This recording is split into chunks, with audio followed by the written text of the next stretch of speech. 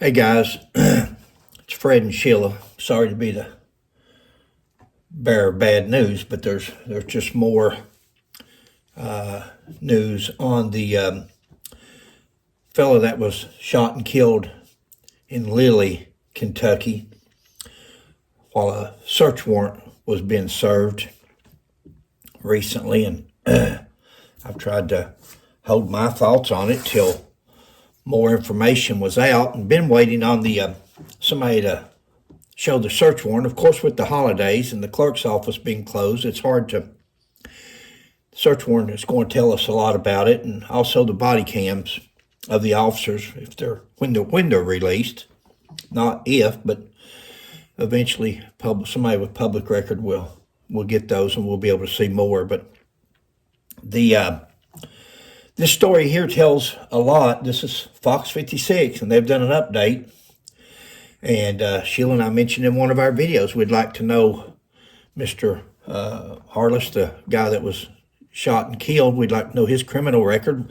Is there a chance that he could have been wanted for something? Is there a chance that maybe they just went to the wrong house, but he was actually who they was looking for?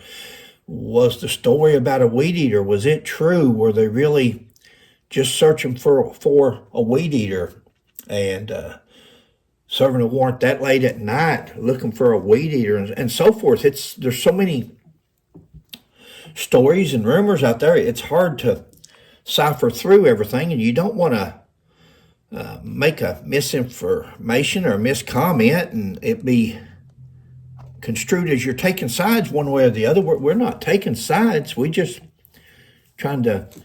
It's an interesting story. I'm going to play this news footage, and you'll be as stunned as I am. A Kentucky man is behind bars, charged with stealing from an elected official. 49-year-old Hobart Buttery is accused of taking a weed eater and heater from a home on Taylor Drive in Laurel County. The home belongs to Laurel County Judge Executive David Westerfield, according to the PBA website. Westerfield told police that Buttery, a former employee of his, recently asked for another job but was turned down. Surveillance video captured a vehicle near the home during the December 23rd burglary. Buttery and the vehicle were eventually found in Manchester, where he allegedly admitted to the theft. He told authorities that he left the weed eater at a home in Lilly. Now, Lilly is an unincorporated community in Laurel County, which is the same area where 63-year-old Douglas Harless was shot and killed by police in his home last week. I don't understand why they're serving a warrant at 12 o'clock at night with ARs in hand over what's supposed to be a weed eater in the first place. That was a woman who lives in Lilly who caught the shooting on her home security camera. The incident happened 2 days before Christmas when London police officers tried to serve a search warrant. As Alley Root reports, questions surrounding the deadly shooting have gone unanswered, leaving many to wonder if police followed regulation. Since December 23rd, people have been asking, did London police overreact when they opened fire on Douglas Harless? And were they even at the right house? Harless was killed when he came out on his porch and reportedly pointed a gun at police. Now people are wondering about the timing of the incident and if London police even had jurisdiction. Thor Eels with the National Tactical Officers Association says there could be multiple explanations. There are literally over 21,000 different ways of doing policing in America. Kentucky State Police say the shooting happened at 511 Van Zant Road. There may be 21,000 ways of doing police work. There's 21,000 ways of doing a lot of things, but what's the most sensible one? What's the most common sense one? I've tried to hold opinion on this for as long as I can to make sure, because it was so unbelievable that you're thinking they got to be something to explain this. But the more it's looking, and still I'm waiting for the search warrant affidavit. This gentleman here says there's 21,000 ways. Of course there is. But actually looking for a weed eater, actually taking a chance. Anytime you serve a search warrant or any kind of warrant or take anybody into custody, you're taking a chance on somebody being harmed. There's always the chance somebody will fight, somebody will run, something will happen. If something can go wrong, it will. I saw on the bottom of the screen there where the Weedeater belonged to the county judge. If that's true, and I have no reason to believe it's not, they've got it on the news. Could this have been something favoritism towards the county judge? They were trying to show him, hey, we'll get your Weedeater back, or we'll do this or that. They've arrested a man now says he's admitted to stealing the Weedeater and left it in Lily. Did he leave it in Lily at that residence or the trailer down below, 489? What, more facts will come out, more information will come out as it goes along. But I was reading a while ago a post on Facebook or something. A lot of times, anytime somebody dies, everybody's got something good to say. If you're ever going to have anything, I don't care what you are, when you die, somebody's going to say, oh, he was a good fella. He's the best thing since peanut butter. Well, I'm going to tell you, this fella here, while he was alive, I can't find anything where anybody said anything bad about him. He had recently lost his girlfriend, or the love of his life, or he was, they said he worked for 20 years for the same job in the same apartment maintenance building and always accommodating people. I haven't found the first, doesn't mean it don't exist, but I haven't found the first bad thing said about this gentleman. And it's sad. In Lily. However, Eels says London police may still have had jurisdiction to serve a warrant there. Eels explained that officers can have jurisdiction in other areas for several reasons. It's not a matter of having jurisdiction. In Kentucky, it's according to the size of the city, what class city you are, if you've got countywide jurisdiction. I assume that with London being like it is, I'm sure they're probably a second or third class city, something like that. So they would have countywide jurisdiction unless something has changed since I've retired. But having countywide jurisdiction doesn't necessarily mean that you would go on your own. You would have, usually a city officer would have a county or the state police with them, just because it is out in the county, and just to have a representative from that jurisdiction. Doesn't mean that they were illegal and been out there probably. And my question has been, and I still haven't heard it answered, they may have very well been by themselves, just the PD. But I'm still curious, was the state police or the sheriff's department with them? Now, if the state police was with them, that would be a big concern, because when the news initially come out, they said we're appointing the state police, we're turning it over to the state police to do the investigation, so it won't be an inside investigation. Well, if there was even one trooper, even one state police trooper, then that would still be an inside investigation, because you would still have the Kentucky law enforcement, state law enforcement, whether he done any shooting or not, he's still there on the scene and representing that agency, so they would still have a vested interest in this investigation. I'll let it finish now. Including when sheriff's departments deputize city officers. So one city officer can leave their city, go to a different city in the same county, and still have the same full authorities as they would otherwise. Other reasons include fresh pursuits and intergovernmental agreements between two cities. The shooting happened just before midnight. A lot of times, nighttime tends to be a better or more desirable time for the warrant service, because people are not necessarily awake, they're not up, they maybe can't arm them. And that's why that statement's not necessarily true, that it's better to do it at night, because these people are asleep, they're not awake. And especially when you do, this has been called there's a no-knock warrant, and there's a knock and announce. You could classify this, from what I've seen, as either one. They knocked and announced, but it was so quick, and the response of entering that house was so fast that could almost be considered a no-knock warrant. Even though they knocked and announced, it was boom, boom, boom, boom, boom. Police, they're hollering police at the same time. And can you really see what a person's saying at that point? You're hearing glass breaking, you're hearing doors kicked open and hollering. And of course, the officers are communicating with each other, go left, go right, and do this and that. And so a gentleman's hearing these voices. He's getting out of bed. If he did have a gun, he's normal. A normal person, upon hearing that, if you do have a gun, naturally you're going to grab your gun for self-protection.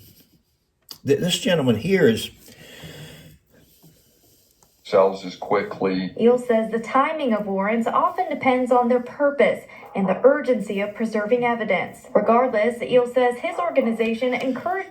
Remember I talked about the other night, he's talking about preserving evidence. Of course, if you're on a drug, it's a drug arrest, a drug search warrant, and you know that they're going to be flushing the drugs down the commode or destroying them, of course you want to get in there as fast as you can. And I thought it was a rumor. That's why I haven't spoken out a lot.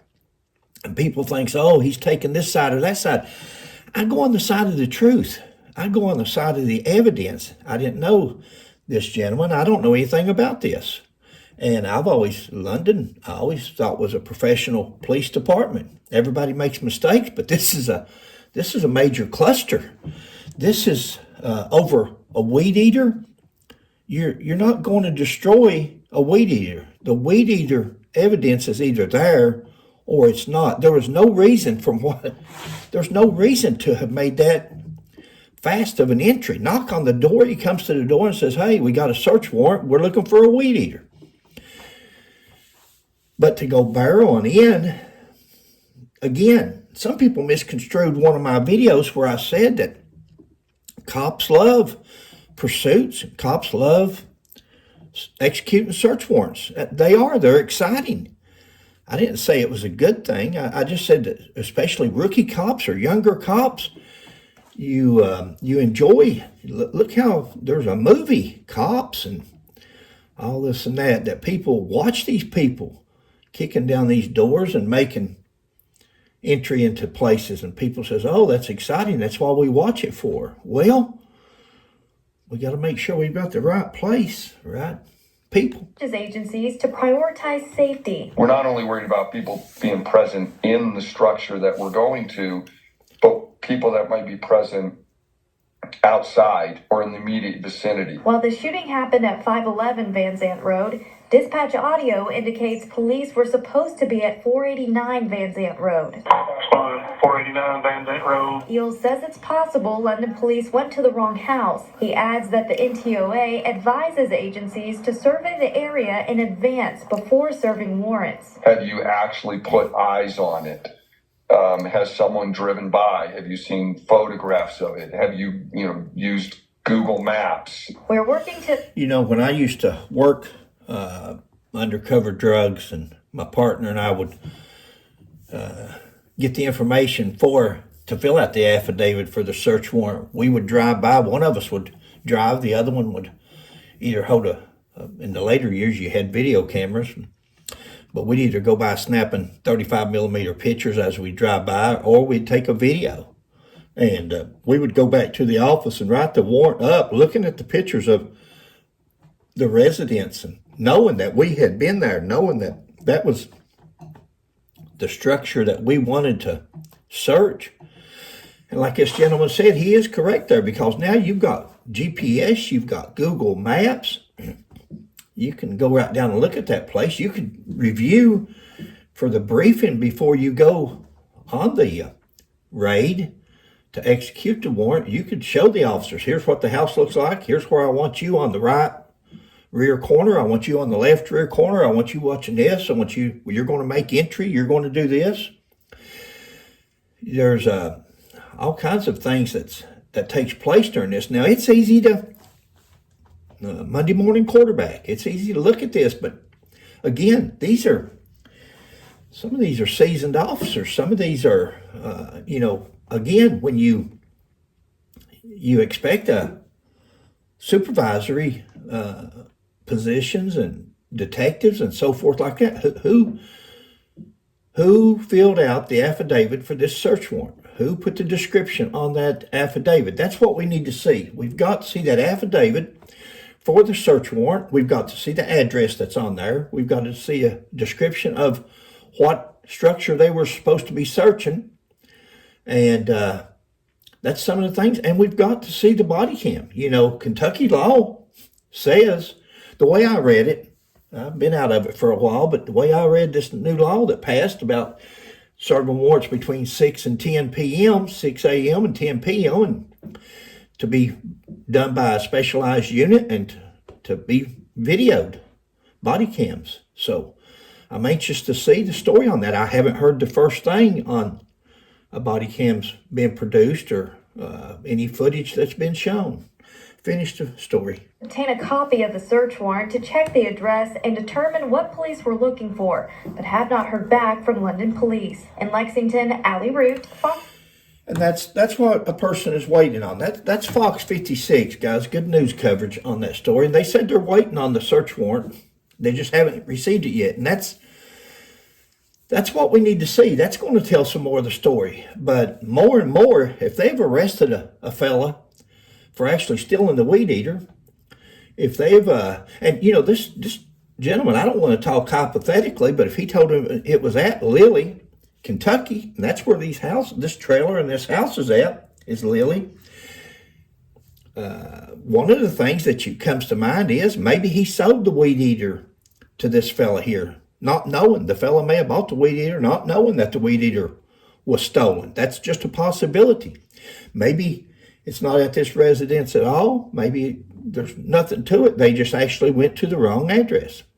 We've got to get that search warrant affidavit and see the address and see the description of the property. Guys, it's Fred and Sheila. Thanks for joining us. Talk to you later.